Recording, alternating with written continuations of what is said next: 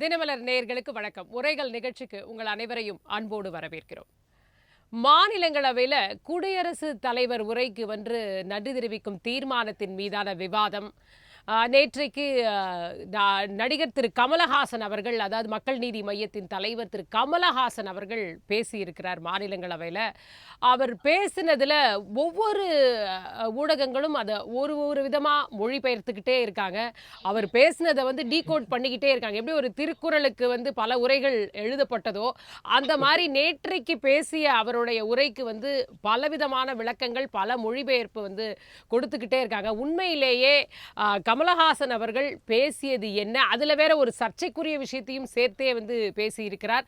அதுக்கும் ஒரு விளக்கமும் கொடுக்கப்பட்டு கொண்டிருக்கிறது. கமலஹாசனுடைய முழு உரையோட விளக்கம் என்ன, இதை கேட்டு ஒரு பக்கம் ஃபயர், ஒரு பக்கம் கலங்கி இருக்காங்க. யார் கலங்கி இருக்காங்க, என்ன புரிஞ்சுது நமக்கு அப்படின்றத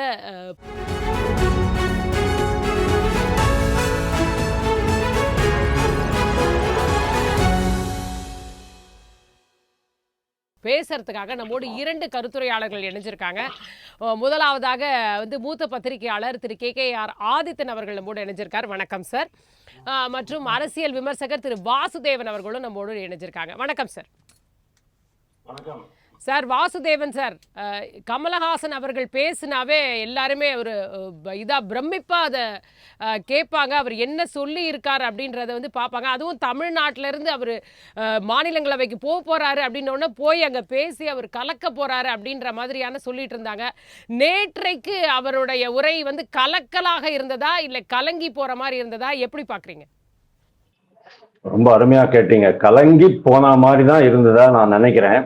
அவருக்கு 3 விஷயங்கள்ல கருத்து சொல்ல வேண்டியதா இருந்தது. முதல் கருத்து நிதி ஒதுக்காதது, அதாவது PM ஸ்ரீ பள்ளிகளுக்கு 2152 கோடி ரூபாய் நிதி ஒதுக்காதது மாநில அரசு திருப்பி கேட்டுக்கிட்டு இருக்காங்க. மத்திய அரசு மாநில அரசை வஞ்சிக்கிறது அப்படின்ட்டு இவங்க சொல்றத அவர் அங்க போய் ரிப்பீட் பண்ணி தான் ஆகணும். ஏன்னா அவர் DMK-னுடைய தயவுல தான் ராஜ்யசபா உறுப்பினராக மாறி இருக்கிறாரு. ரெண்டாவது அவர் சொன்னது வாழும் பிணங்கள் அப்படிங்கிற பெயர்ல இந்த SIR, அந்த சிறப்பு தீவிர சீர்திருத்தம் சிறப்பு தீவிர சீர்திருத்தம், வாக்காளர் பட்டியல் சீர்திருத்தத்தை ரொம்ப கடுமையா விமர்சனம் பண்ணணும்ட்டு அவர் நினைச்சிட்டு இருக்கிறாரு.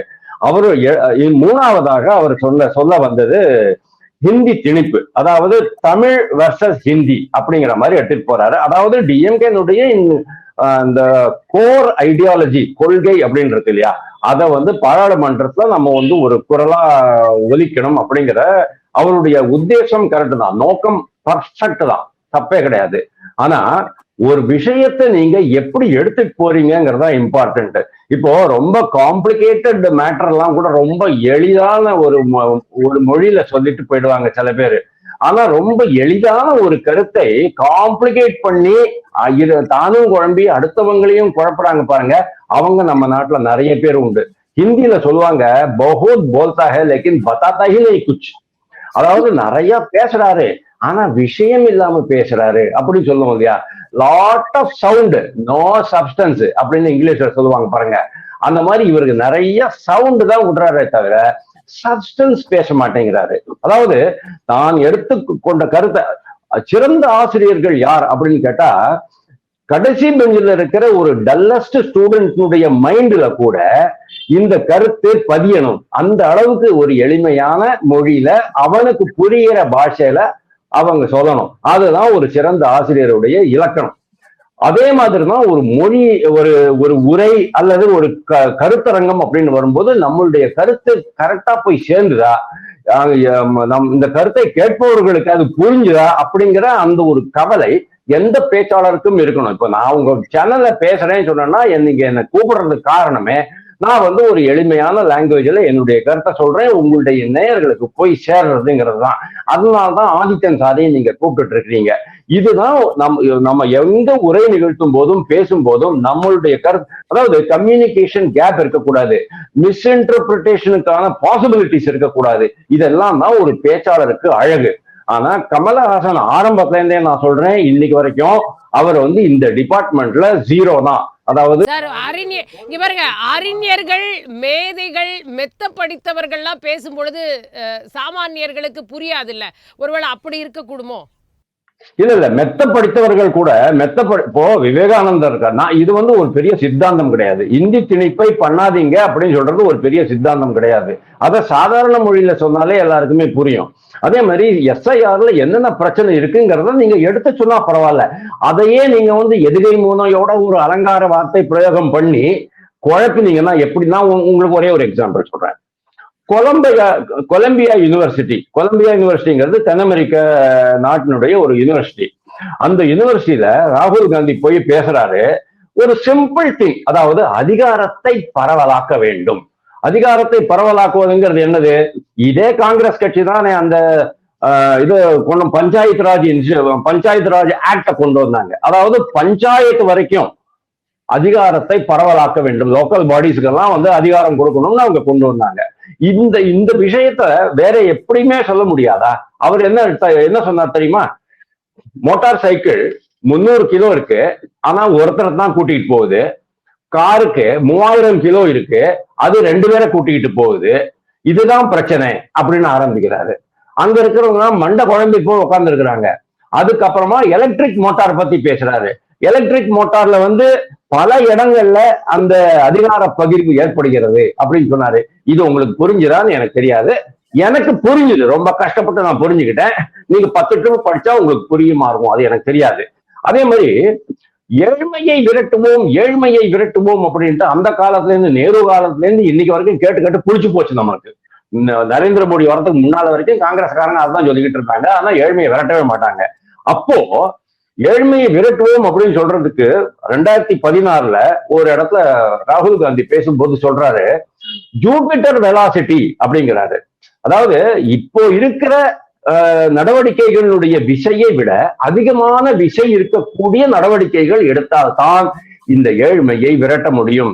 எப்படி ஒரு விண்கலம் வந்து இந்த காற்று மண்டலத்தை கிழிச்சுக்கிட்டு ஸ்பேஸ்க்குள்ள, அண்டவெளிக்குள்ள போகிறதுக்கான அதுக்கு எக்கச்சக்கமான எனர்ஜி தேவைப்படுதோ, அந்த மாதிரியான ஒரு பயங்கரமான விசை உள்ள ஒரு நடவடிக்கை தேவை அப்படின்னு சொன்னா பரவாயில்ல. ஜூபிட்டர் வெலாசிட்டியில் போட்டு இருக்கிறவங்க எல்லாம் குழப்பி தானும் குழம்பி இதே மாதிரிதான் கமலஹாசன் கொஞ்ச நாளாவே பண்ணிக்கிட்டு இருக்கிறாரு அப்படின்னு நான் பாக்குறேன். இதுல அவர் எடுத்துன்றது என்ன? தேர்தல் பற்றிய அந்த கவலை ஓகே. எஸ்ஐஆர் அது நோயாது. வாழும் பிணங்கள் அப்படின்னு சொல்றாரு. அவருக்கு வந்து ஏதாவது ஒரு புரிதல் இருக்கா அப்படிங்கிறதே தெரியல. 97 லட்சம் பேர்கள் நீக்கப்பட்டுள்ளன. என்னுடைய பெயர் மகாராஷ்டிராவில் நீக்கப்பட்டிருக்கு. அதுக்கப்புறமா நான் இங்க வந்துட்டு ஃபார்ம் 6 போட்டேன். இன்னைக்கு வந்து என்னுடைய பெயர் இணைக்கப்பட்டிருக்கு.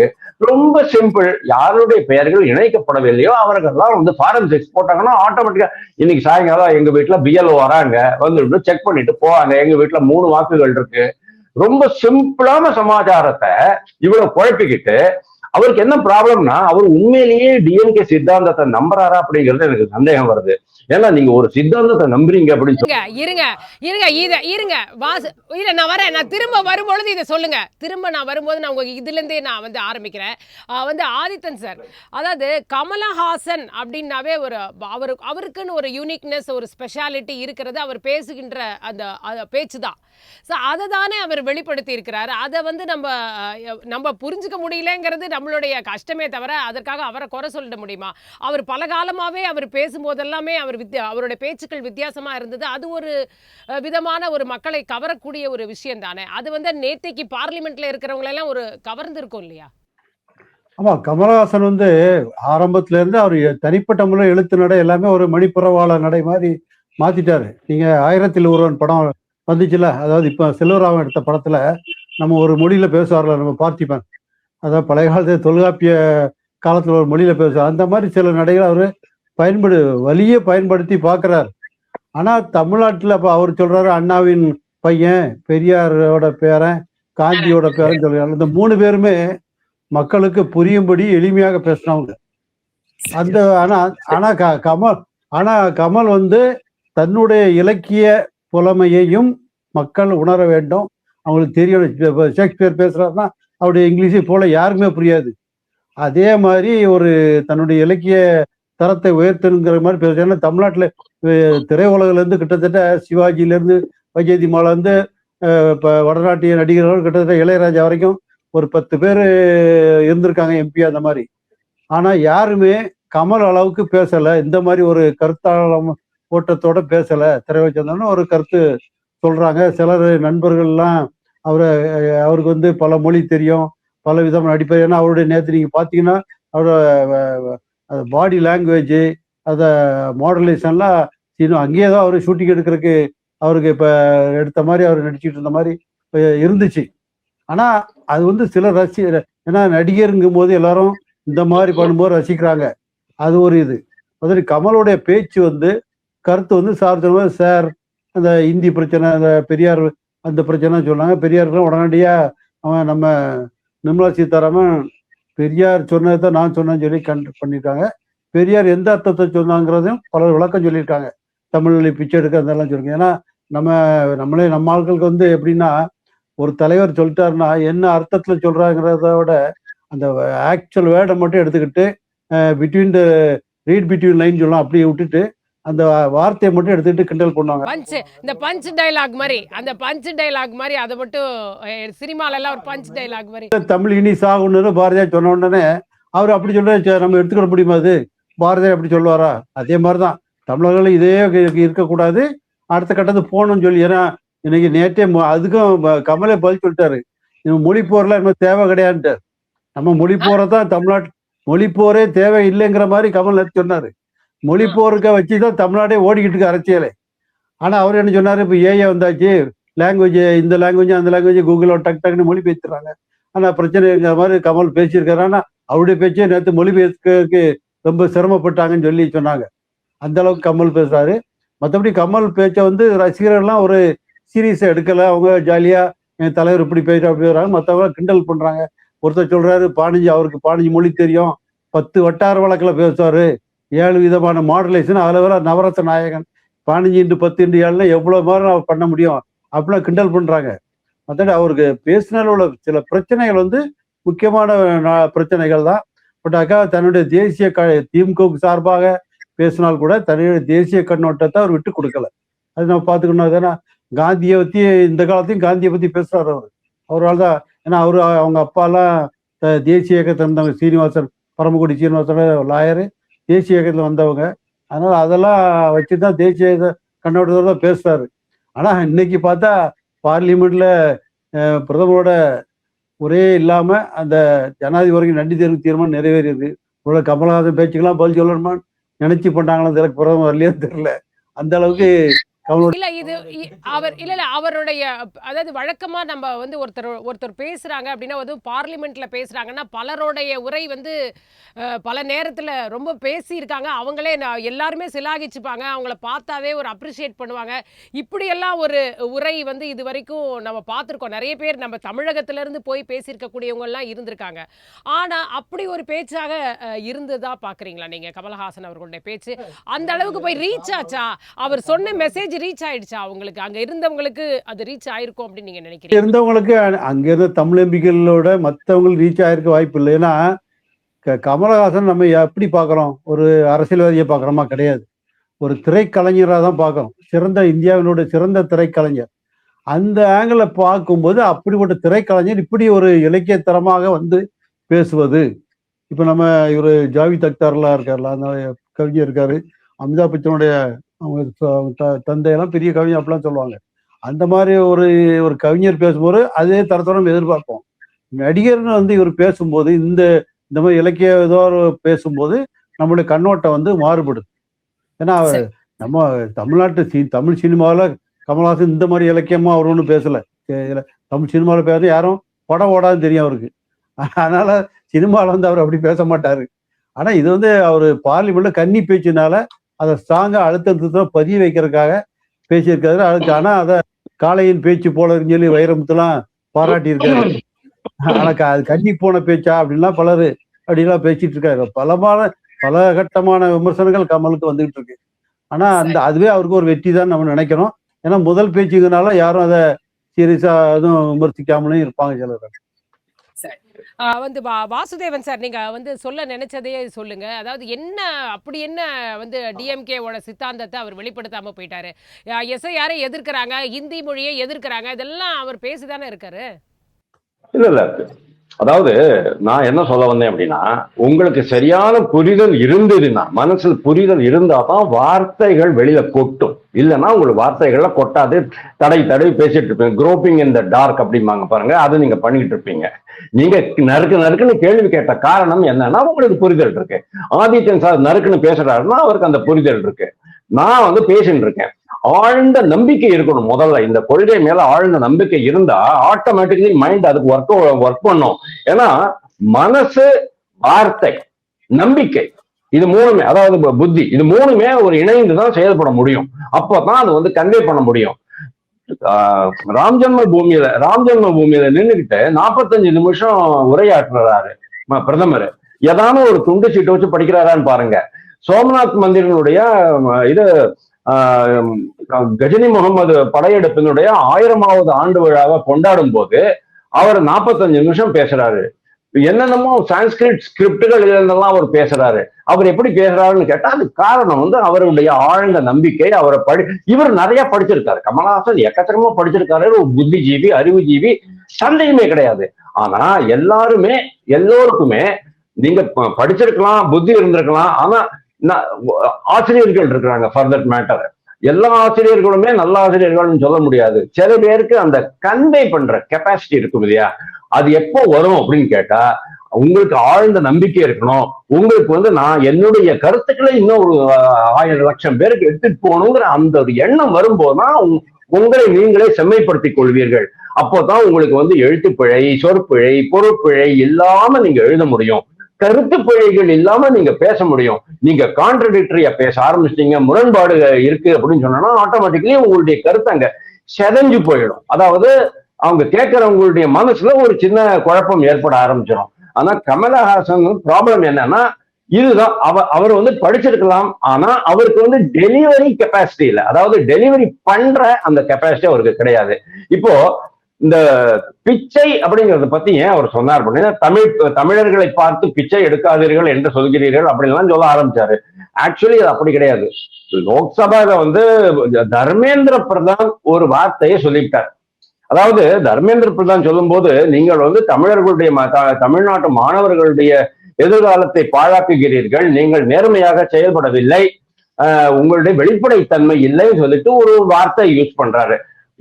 உங்களுடைய இந்த எதிர்ப்பு, அதாவது தேசிய கல்வி கொள்கைக்கு உங்களுடைய எதிர்ப்பு நேர்மையற்ற செயல், அநாகரிகமானது அப்படின்னு சொல்றாரு. அதுக்கு இவங்க கத்த ஆரம்பிச்சிடுறாங்க. அப்புறம் அவர் தர்மேந்திர பிரதான் என்ன சொல்றாரு, அந்த வார்த்தையை நான் வாபஸ் பெற்றுக்கொள்கிறேன், திரும்ப பெற்றுக்கொள்கிறேன் சொன்னாரு. மேட்ரத்தோட முடிஞ்சு போச்சு. அதத்தான் அவங்க லோக்சபால சுட்டி காமிச்சு, ஒரு அமைச்சருடைய பேச்சையே நீங்க திரும்ப பேர வச்சீங்களே. ஆனா ராமசாமி நாயக்கர் என்னென்ன சொல்லியிருக்கிறார் பாருங்க தமிழை பத்தி, திருக்குறள் பத்தி என்ன சொல்லிருக்கிறாரு. இதெல்லாம் சொல்லணுமா உங்களுக்கு? இல்ல சீமானுடைய வீடியோ பாத்துக்கிறீங்களா? நான் சொல்லணும்னா சொல்றேன், இல்லைன்னா நீங்க சீமான் நாம் தமிழர் கட்சி தலைவர் சீமானுடைய வீடியோ தயவு செஞ்சு பாருங்க. வெங்கடேசன் எழுதின புஸ்தகங்கள் எல்லாம் நீங்க படிங்க, வேணா நானே உங்களுக்கு ஒரு காப்பி அமைச்சு தரேன். சோ அந்த மாதிரியான ஒரு ராமசாமி நாயக்கரை நீங்க காலையில எழுந்தா தொடரீங்க, சாயங்காலமா தொடரீங்க. இந்த மாதிரியான புரட்டு, இந்த மாதிரியான வெளிவேஷம் எல்லாம் ஏன் போடுறீங்க அப்படின்னு கேட்டிருக்கிறாங்க. அதுக்குதான் இவர் சொல்றாரு பிச்சை குவளை. அந்த பிச்சை, அதாவது ஆங்கில கல்வி அப்படிங்கிறது கற்பூர புத்தி தான், அது கரைஞ்சு போயிடும். பிச்சை பாத்திரத்தில் இருந்து இப்ப நீங்க சவால் விட்டீங்கல்ல, உங்களால திருப்ப முடியுமா அப்படின்ட்டு நான் திருப்புறேன் உங்களுக்கு. கமலஹாசன் மாதிரி நானும் பேசுறேன். பிச்சை பாத்திரத்தில் இருந்து எடுத்த சில்லறைகள் நவீன காலத்திற்கு உதவாது. இதுல ஏதாவது அர்த்தம் இருக்கா? நீங்க பாருங்க சார், பாருங்க மேடம், எதுலையும் அர்த்தம் இல்ல. பிச்சை குவளை பெரும் உண்டியல் ஆகாது. தமிழரை பார்த்து பிச்சை எடுக்கக்கூடாது என்கிறீர்கள், நிதி திரட்ட ஆங்கிலமோ அல்லது ஹிந்தியிலோ பிச்சை எடுக்கலாமே அப்படின்னு அவர் கேட்கிறாரு.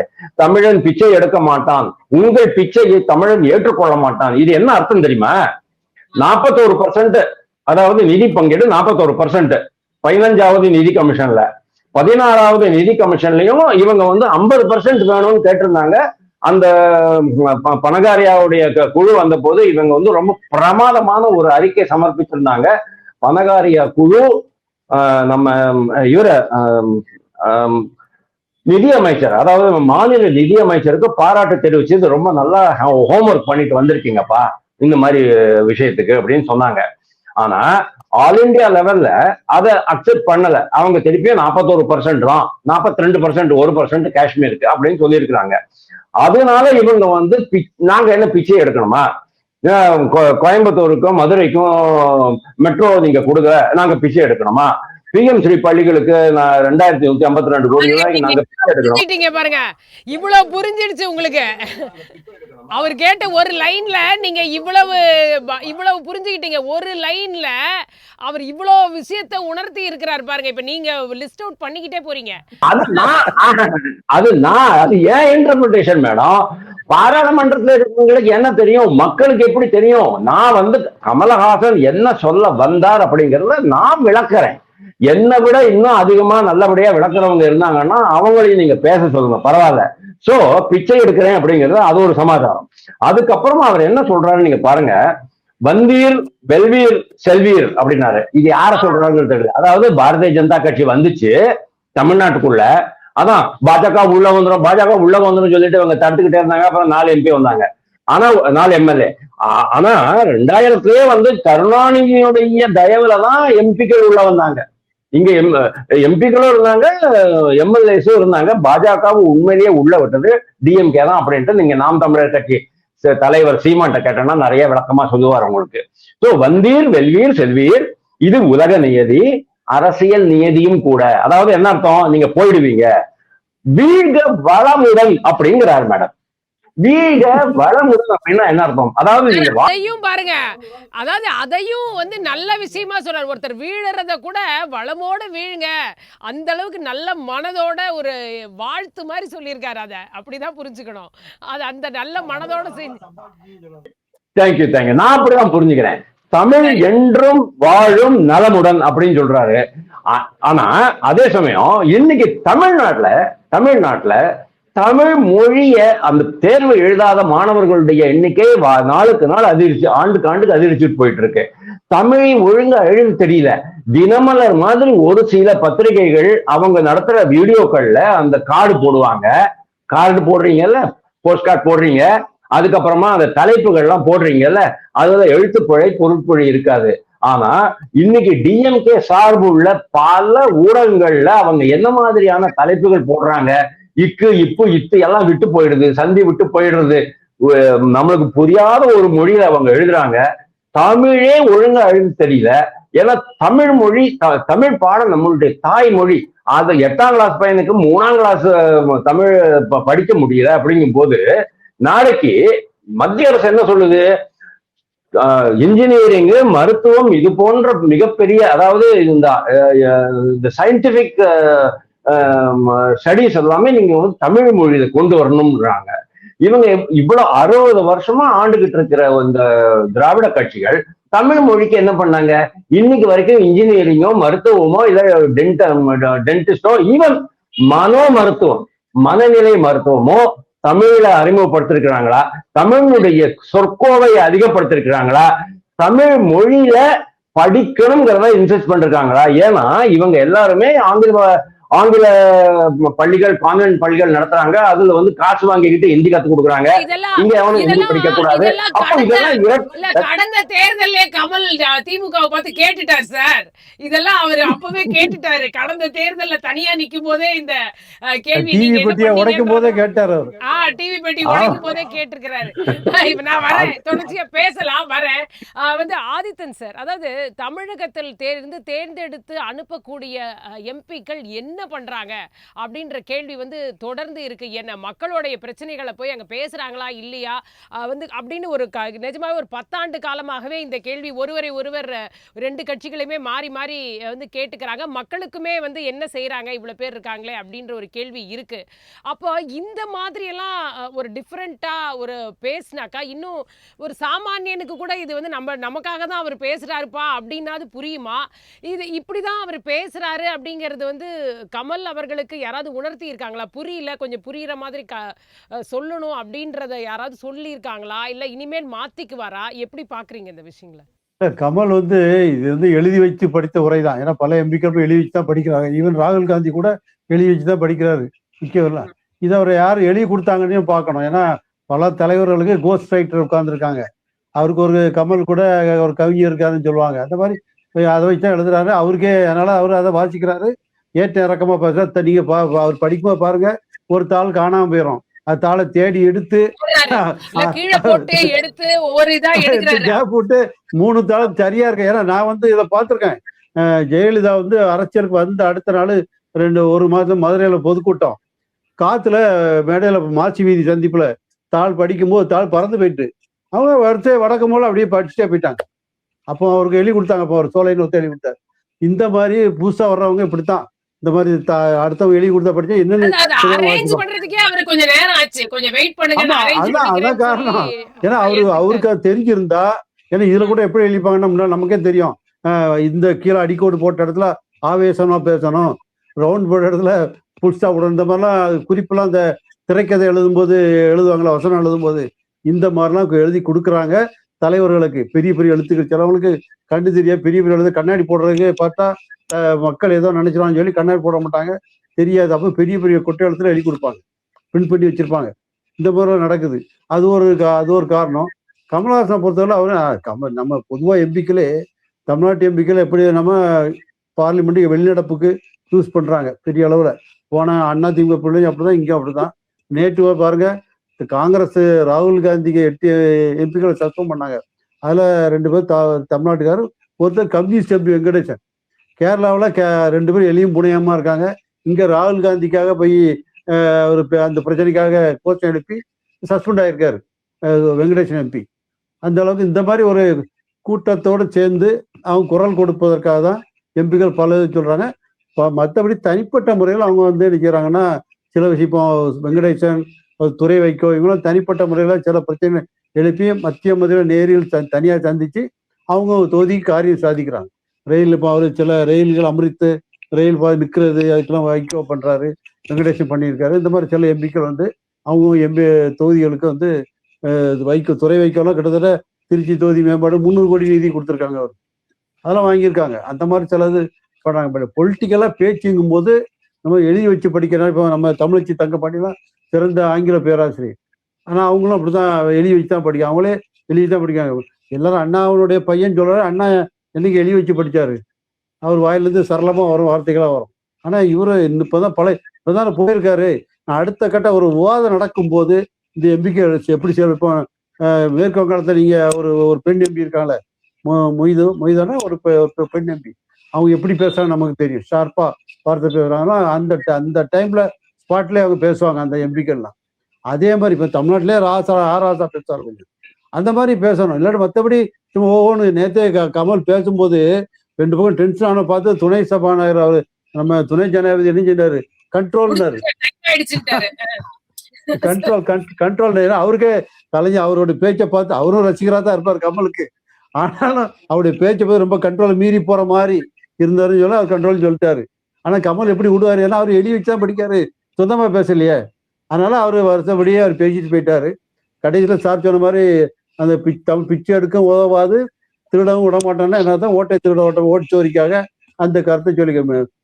பேசிக்கா என்னன்னா கமல் திமுக சைட்ல இருந்து வந்தா கூட காங்கிரஸோடைய கொள்கையை அவங்களுடைய சித்தாந்தத்துக்கு ஆதரவா தான் அதுல பெரும்பாலும் பேசுற மாதிரி தெரியுது எனக்கு. ஏன்னா காந்தி சார் இந்த ராகுல் காந்தியோட சார் எதிர்ப்பு அதெல்லாம் கடுமையா எடுக்கிறாரு.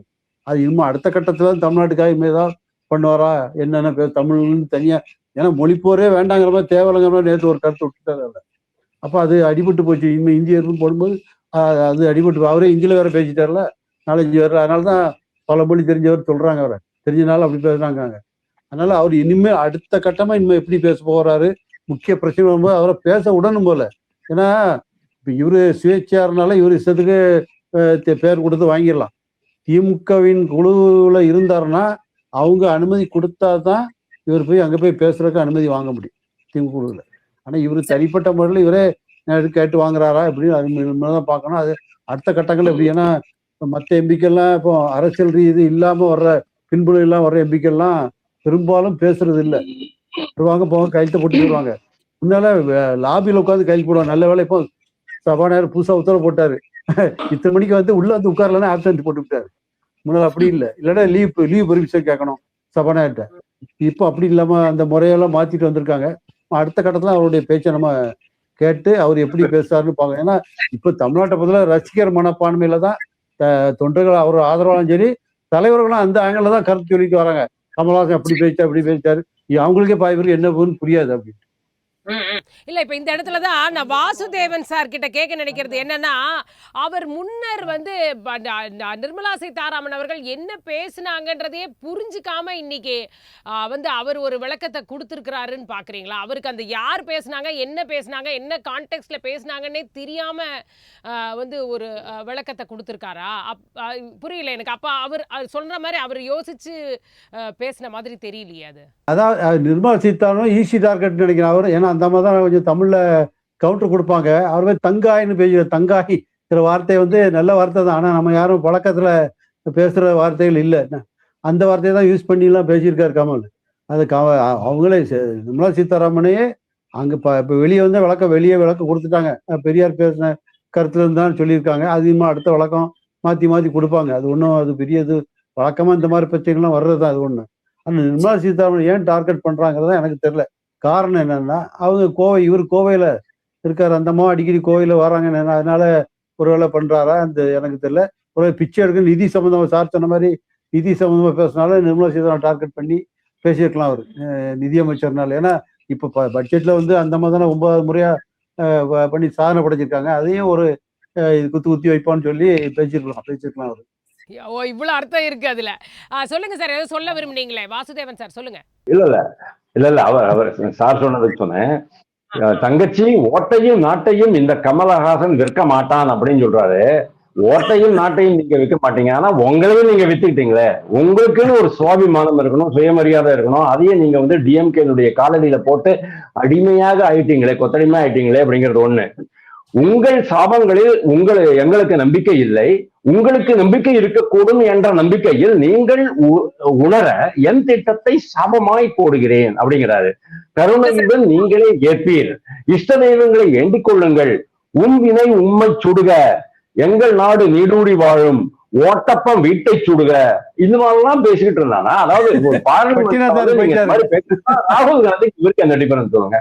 ராகுல் காந்திக்கும் இவருக்கும் என்ன டிஃபரன்ஸ்? அதாவது கமலஹாசன் வந்து என்னைக்கு அவர் இது ஆரம்பிச்சாரோ, கட்சி ஆரம்பிச்சாரோ, அன்னில இருந்து he has become a butt of jokes. Butt of ஜோக்ஸ்னா அதாவது நகைச்சுவைக்கு ஒரு மிகப்பெரிய ஆதாரமாக மாறிவிட்டார். சர்தார்ஜி ஜோக்ஸ் நம்ம சொல்ல மாட்டோமா? அது மாதிரி ஒரு மிகப்பெரிய ஜோக்கா மாறிட்டார் அப்படின்னு நான் பாக்குறேன். கமலஹாசன் பட் ஆஃப் நம்ம இவ மாதிரி. அதே சமயம் எனக்கு என்ன தோன்றது, ஒரு பரபரப்பு, தமிழ்நாட்டுல ஒரு இது நம்மளை பத்தி எல்லாம் பேசிக்குவாங்க அப்படிங்கிற ஒரு பரபரப்புக்காக இந்த மாதிரி அவர் சொன்னாரா அப்படிங்கிறது எனக்கு ஒரு சந்தேகம் இருக்கு. கமலஹாசன் ஒரு விஷயத்த நல்லா புரிஞ்சுக்கணும். நீங்க ஒரு நல்ல நடிகர், தப்பே கிடையாது. கேமராக்கு முன்னால நின்று அவர் கொடுக்குற வசனத்தை படிச்சு அதுக்கு ஏற்ற மாதிரி நடிச்சீங்க சொன்னா நீங்க ஒரு மிக அற்புதமான நடிகர்.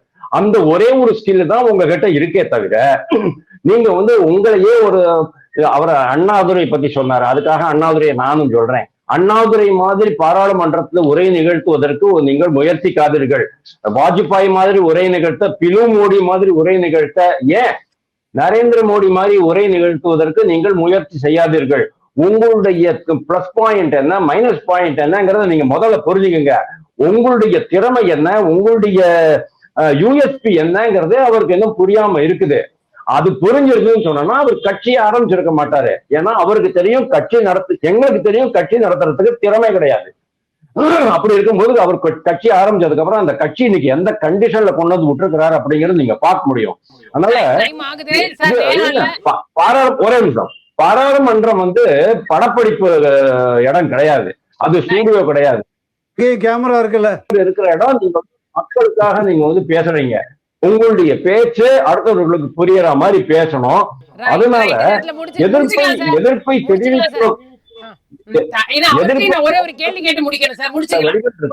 ஒரு நல்ல வழிகளா நீங்க வந்து தேர்ந்தெடுங்க. கமலஹாசன், நீங்க கமலஹாசனா இருங்க, மற்றவராக இருக்க முயற்சி செய்யாதீர்கள் அப்படிங்கிறது என்னுடைய தாழ்மையான வேண்டுகோள். தேங்க்யூ. ஆதித்தன் சார், அதாவது ஒவ்வொரு கட்சிக்குமே பேசுறதுக்கான நேரம் வந்து அவங்களுடைய பிரதிநிதித்துவத்துக்கு ஏத்த மாதிரி வரையறுக்கப்படும். அப்படி ஒரு வேல்யூபிள் டைமை வந்து கமலஹாசன் அவர்களுக்கு கொடுத்துருக்காங்க திமுக. அதை வந்து ஒழுங்கா பயன்படுத்திக்கிட்டாருன்னு நீங்க நினைக்கிறீங்களா?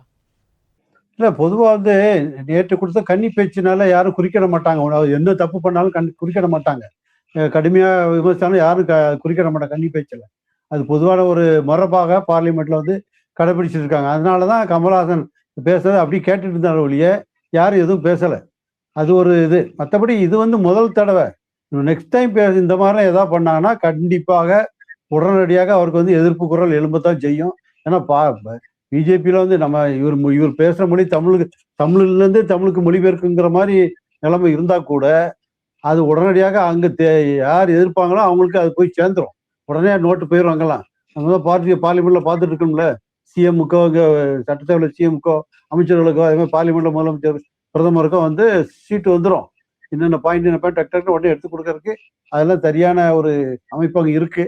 அதனால அடுத்த முறையில இப்படி பேசுனாங்கன்னா விட மாட்டாங்க பிஜேபிக்காரங்க. அவரை எதிர்த்து பேச. ஏன்னா ராகுல் காந்தி அன்னைக்கு ஒரு 2 நாளைக்கு மேலே பேசுவோம் பாருங்க. அவரு அப்பாட் போயிட்டோம் டக்குன்னு யாரும் புரியல. அப்புறம் அது கூட டக்குன்னு நோன்னு சொல்லி இது பண்ணி விட்டாங்க. அந்த ராணுவ அதிகாரி மற்ற பிரச்சனை பேசும்போது. அதனால அது இன்னமும் வந்து விட மாட்டாங்க. முதல் பேச்சே விட்டுருவாங்க. யாரும் அதை பெருசுப்படுத்த மாட்டாங்க. ஆனா அவரு பேச எல்லாமே ஒரு இலக்கிய வளத்தோட பேசும்போது அதனுடைய பெரிய அளவுல தாக்கமும் இருக்காது. பெரிய அளவு நம்மள மாதிரி போய் விளக்கம் சொல்லி பேசி வாசுதேவன் சார் பெரிய விளக்கம் சொன்ன பிறகுதான் கமலஹாசன் இவ்வளவு பேசியிருக்காரா இன்னும் பாதி பேருக்கே தெரியும். இவ்வளவு அர்த்தம் இருக்காரா வச்சிருக்காருன்னு தெரியும். அதனால இன்னமும் வந்து அடுத்த கட்டம் வந்து அவரை கமலஹாசன் வந்து இனிமே அடுத்த ஆர்டினரி எம்பி மாதிரி அவர் ட்ரீட் பண்ணுவாங்க. அவர் பொலிட்டிக்கலா பேசினா. ஓகே, பாப்போம் சார் அடுத்த அவருடைய பேச்சு எப்படி இருக்க போகுதுன்னு. கருத்துக்களை பகிர்ந்து கொண்டு உங்கள் இருவருக்குமே மிக்க நன்றி.